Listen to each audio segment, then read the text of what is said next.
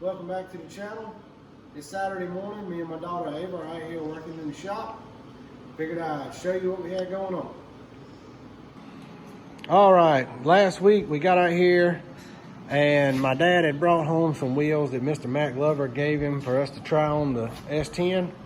They're 15 by 10 center lines, and they've got some Mickey Thompson Sportsman tires on the back. Probably 12-inch tires, which will be plenty big for the engine in its current setup. It's probably only going to make about 300 horsepower. They should hold just fine if we can get the suspension working right. And then after we did that, I pulled my truck I just bought from my Uncle Ben. It's a 2013 Chevrolet 2500 HD. Doing a few little things to it, like we took the step rails off under the door because I don't like them. I had to take the toolboxes out of the back. Used to have side boxes up there. I had to take them off because I can't pull my fifth wheel camper with those up there. And I also bought a B&W turnover ball gooseneck hitch, which my fifth wheel hitch fits in, to put in it. So that slides right in here between the chassis and the bed. We're gonna start on that after we get finished with some of the maintenance. Like I said, we're doing a little maintenance. We're getting ready to replace the sway bar links, which are these links right here. We have new ones, and Ava has those ready to be put in. Also going to replace the sway bar bushings, which are these rubber bushings right here. I have gone ahead and drained the oil, changed the oil filter, greased the front end, took the belly pans down, skid plates, whatever you want to call them, to get all the mud out of it and get everything cleaned up. So that's what we're getting ready to work on now. Then we get done with that, we're going to change plugs and wires on it, because the truck's got 172,000 miles and it's never had a set of plugs and wires. So y'all hang around.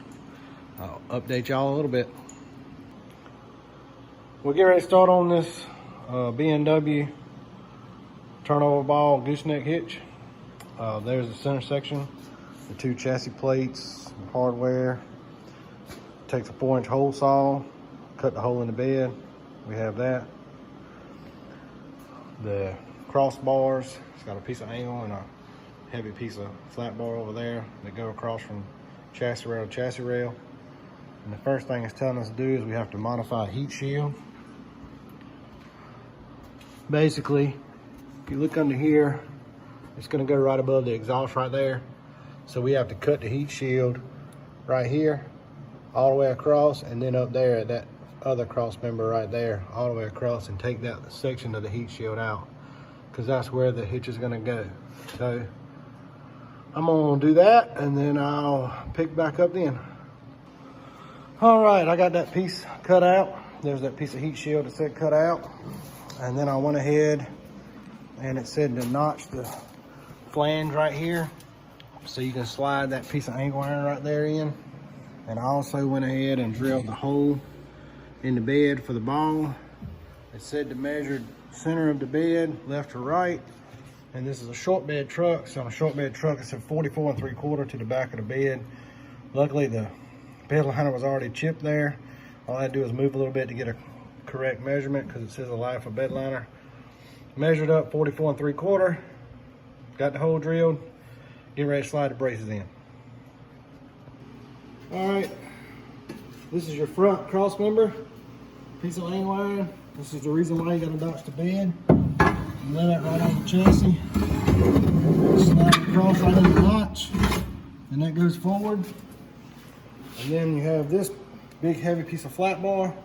That's your rear cross member. You lay that on the chassis, slide it through.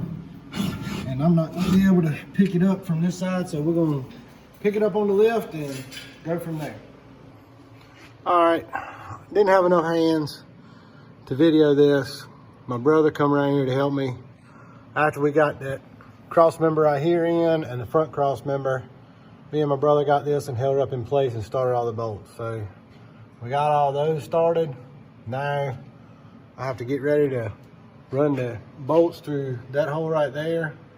There's a little bracket that goes on the bolt to put the side pieces on, these pieces down here. I got those brackets right over here, already put together with the bolts in it. And that's so we can stick them right through the chassis and hold them.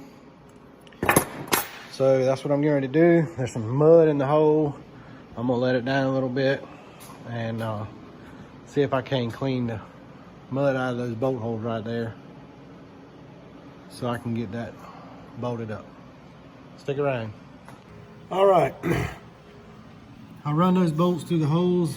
There's a little tab right there. Stick it up through there. You stick the bolts in from the back. The rear bolt is on the inside of the chassis. Then I went ahead and put these plates on and got the bolts started. I didn't tighten any bolts up yet. I've got both sides on. I'm getting ready to go into there. I'm gonna tighten these bolts first, all the way across, and I'm gonna tighten these last to make sure everything sets up right. All right, everybody.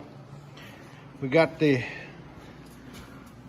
hitch finished up the other night, but it was late and I didn't do the end result, but everything's tight, all the bolts are tight.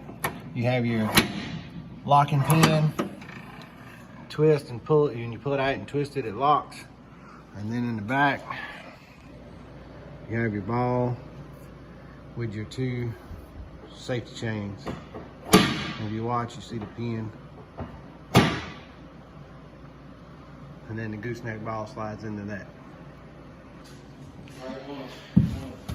Well, the gooseneck ball slides in the receiver, and then your safety chain's got springs on the bottom so they pull up, hook up too. If you're gonna pull a gooseneck, I don't really pull a gooseneck very often. Hopefully one day I'll have a gooseneck car trailer for my race cars, but I do have a camper and I have a BMW Companion 5th wheel hitch that we're getting ready to drop in the hole, which is the main reason why I installed this hitch. So we're gonna see if we can get this dropped in there. Just pick this up.